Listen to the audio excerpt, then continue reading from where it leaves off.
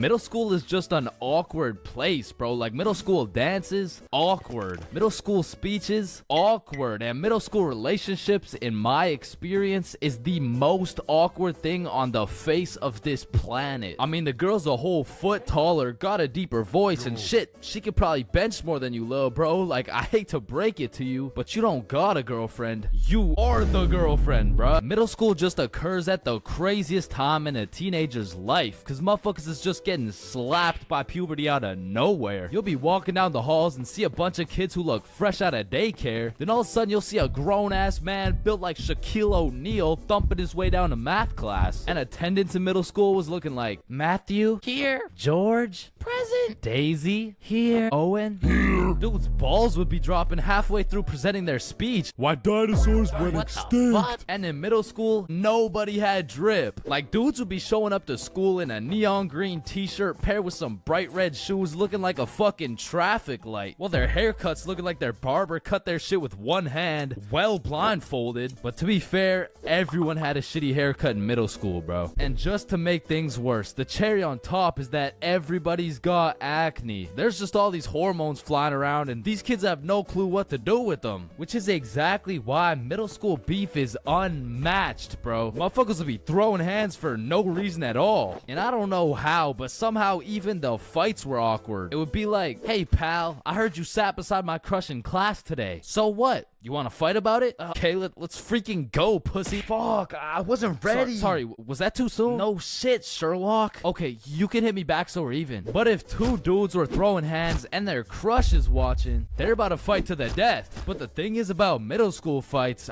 both motherfuckers end up losing the fight. I remember one lunch at my middle school, a dude whipped out some boxing gloves for no reason at all, and all of a sudden we're running a whole fight club. Kids would be betting their lunch money on who's gonna win and shit, but we never laid down any ground rules. So one day JJ hit Timmy with a spinning back fist and put his ass to sleep. And I'm hyped because I just doubled my lunch money. But Mr. Principal didn't seem too hyped to see one of his students knocked out on the ground. So of course JJ gets in trouble because he's just that one kid who's always in trouble but never got expelled. Like, I could have swore dude was on his third strike 5 strikes ago. But man, middle school had some characters, bro. There was that one guy that would walk through the halls, blast the music on his speaker. The kid who used to sit in his chair like this. The dude who hit puberty and midlife at the same time. Mr. Donaldson, can I get some help? You look more like you need help on your taxes. No, subtraction's just hard for me. During recess, do you go check on the wife and kids? No, I just play on the monkey bars. Tell me,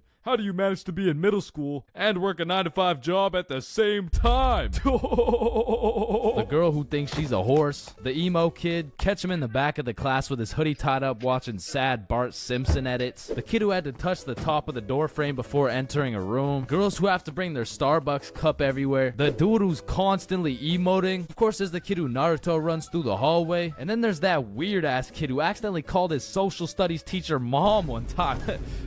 It was probably an accident though. Fuck! And I have no idea why, but there's something about teaching middle school that had all these teachers going through a midlife crisis. I remember one day our science teacher was teaching us about rainbows. Does anyone know what a rainbow is? Yes, Jaden. Refraction of light through water droplets. Oh wow, that's right. How did you know that? Where did you read it? Jaden, I can't do this right now. Just tell me where you found this information. You're the reason my children get their shit whooped every night. Now, I don't know what she had going on in her life, but the way she broke down talking about beating her children to a group of 12-year-olds really gave me the impression that she shouldn't be teaching middle schoolers, bro. And I don't know who was in charge of hiring these teachers, but I also had a deaf teacher, which, you know, it's cool and all, but it did make it a little bit harder considering the fact that, you know, she was the fucking music teacher, not to mention the fact that she was also half blind. And I think the idea there was that she could somehow feel the vibrations of the guitar or something, which didn't seem to work too well considering the fact that I got a fucking A in music and I can't play the guitar for shit. And I don't know about y'all's experiences, but I feel like kids were just mad touchy in middle school. Like, you'd be sitting in math class minding your own business, and for no reason at all, a motherfucker would tase you in the side of the ribs. And I remember when kids first learned about these pressure points, it was all fun and games. Someone would just poke you in the ribs like,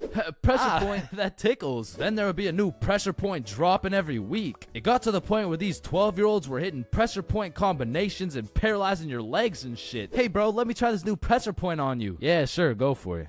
It tickles like you really couldn't trust anybody, bro. Yo, what's that on my leg? Shit. Got him. Shit, there's a bug on you. God damn it, dumbass. Oh, fuck, I just broke my leg. Bro, I'm not stupid. You didn't just break your leg. No, I'm serious, bro. I promise. On everything. On my entire life. I just broke my leg. Look, bro. I remember I got punched so many times. My arm was on life support. It was about to fall off. Like, and thinking back to middle school, there's just so many things that make me cringe, bro. But by far the cringiest of them all is the relationships, man. And believe it or not, I had my fair share of middle school relationships. I remember one day I was sitting in class and this girl came up to me and said, Chains, I have a crush on you. And that's really all it took to have a young Chains in love. Head over heels. We went to the movies together. We went to her house and we also watched movies. Now that I think about it, all we really did was watch movies. We didn't really talk that much. I mean, I didn't really have a way with my words at the age of 12. So, do you like movies? Yeah, I like movies too. That's why we're here at the movie theater. I also like popcorn with the butter. And one day we went to the mall and I took a good look at my girlfriend of 2 weeks and thought, man, I don't even know this girl. Like who are you? I remember we were inside Zoomies at the time and I said, hey, Jessica, you're a great person and all, but I don't really think we're compatible like that.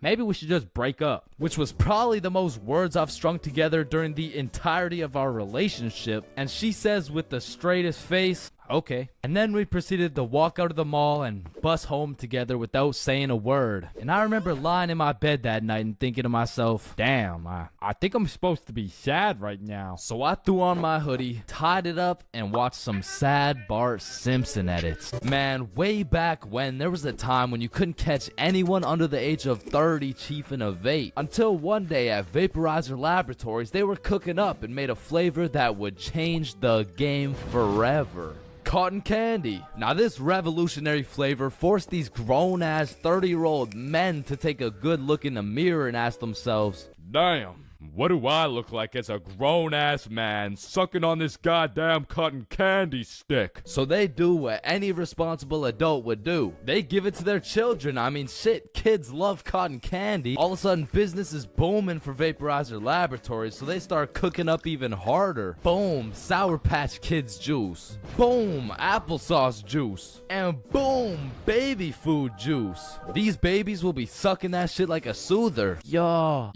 Pops, well, let me bum a hit off that 50 Nick Guava Ice, G. Yo, just wait till they drop that breast milk flavor, bro. Shit, these newborn babies won't even know what hit them. They'll be returning customers for life, which will probably be like 12 years max. Now, the reason I say all this is to let you know that vaping not only intruded my high school years, but also my years in middle school. I was first introduced to these bad boys at the ripe age of 13. And with a little bit of that good old peer pressure, I folded, bro. Like, what was I supposed to do, bro? Like not take the hit? No.